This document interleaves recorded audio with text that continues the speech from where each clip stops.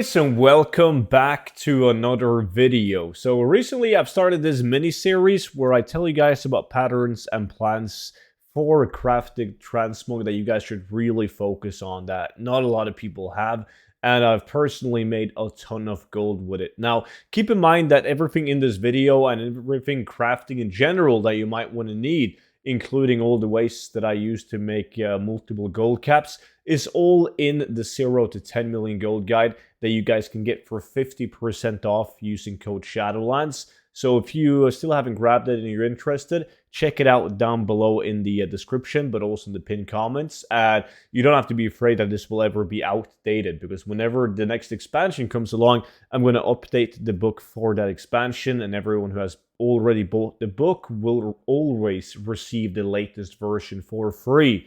So make sure to check it out.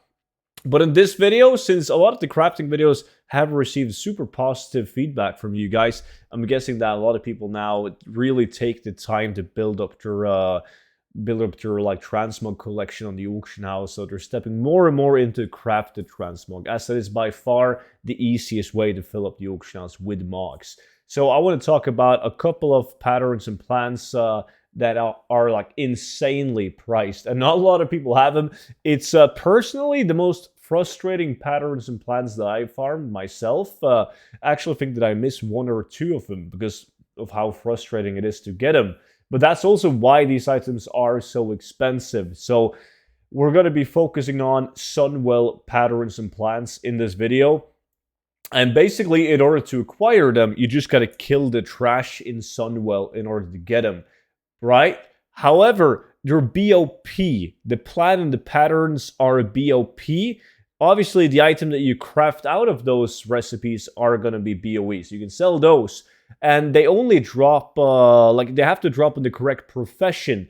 That's what makes it so frustrating. So if you have a blacksmithing toon, you have to do Sunwell on that blacksmithing toon, and you're going to notice that you get a lot of plans and patterns that you don't really need, right? Well, not plans, but you get like leatherworking and tailoring BOP recipes, and you don't need those. You're after the blacksmithing ones, and then you jump over to your tailoring toon to try and get them, and you can't get shit besides from the blacksmithing plans. So you have to bring all your crafters into Sunwell and get the correct patterns and plans for your professions on that toon, if that makes sense. So I've done numerous runs where I miss like one pattern on my leatherworking toon, and then I miss one on my blacksmithing toon. And every single time when I do it on my blacksmithing toon, I get the leatherworking one that I need on my leatherworking toon. It's super frustrating. But hey, I'm going to show you guys the plans and patterns in a bit. It's just that effect of like when you're farming it, you obviously can't kill any bosses, because once you kill a boss, you're going to be locked to the dungeon, and you can only do it one time a week. So you just want to clear this entire courtyard, run up to the pillars right here, and do the whole lap. And then you just stop at this pillar. Now, depending on your class, like you can't just run back out again, because the runs are really fast. It's like roughly 3 minutes each run. So you do have time to like just literally walk out of the dungeon, then go back in once you've reset. If you play a monk or a druid, you can just like wait until you get to the last pillar, and then you can just dreamwalk or send out of the place and send/dreamwalk back into the place again. So that's literally it. Don't kill the first boss, just kill every mob inside Sunwell up until the first boss. I also have a video on it that I posted like 4 years ago. So yeah, they drop from any trash in the game. Every single mob in Sunwell, the raid, can drop these patterns and plans. So the first ones that we're going to be looking at is the blacksmithing ones. So the first one being the hardcorium battle fists. You guys can see the buyout price on these, 381,000 gold. They're absolutely insane. However, like all of these mats have that in common, or these items have the mats in common being expensive. Like if you go in the auction house and you straight up buy out these mats on the auction house, you're usually always going to make a profit, but you will make so much more, especially with the tailoring ones, where you need like these primal moon cloths and shadow cloth and so on. If you just buy the mats needed to craft the primal moon cloth and the shadow cloth and so on, rather than just simply straight up buying the end the game a mat, right?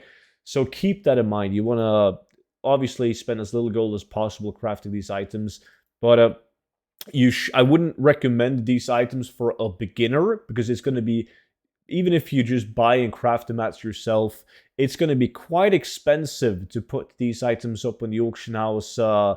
Like if you're like new to the game, you're starting to build up your transmog, you don't want to spend a couple 100,000 gold in inventory on these items, because they're not going to sell like this unless you're lucky. You never know, right? But if you want to be able to craft all of them at any time, always have them up on the auction house, you need to have these. So the Hardcore Battle Fist, not the worst in terms of materials to craft.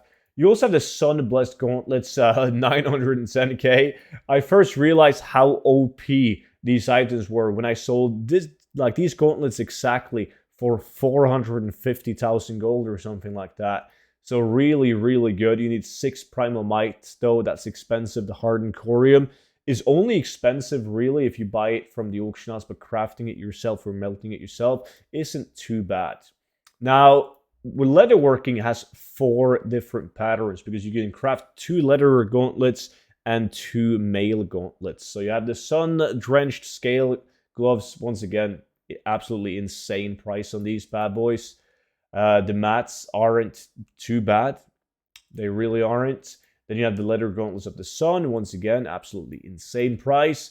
You have gloves of immortal dusk at really good price. You have the last one being Fletcher's gloves of phoenix. Once again, over 300,000 gold. And materials, not that bad. You do need primal air. Like, some of these mats are really expensive on the auction house, though. That's why I said I wouldn't do this if you're like brand new into the crafted game and you don't have the capital to invest in it.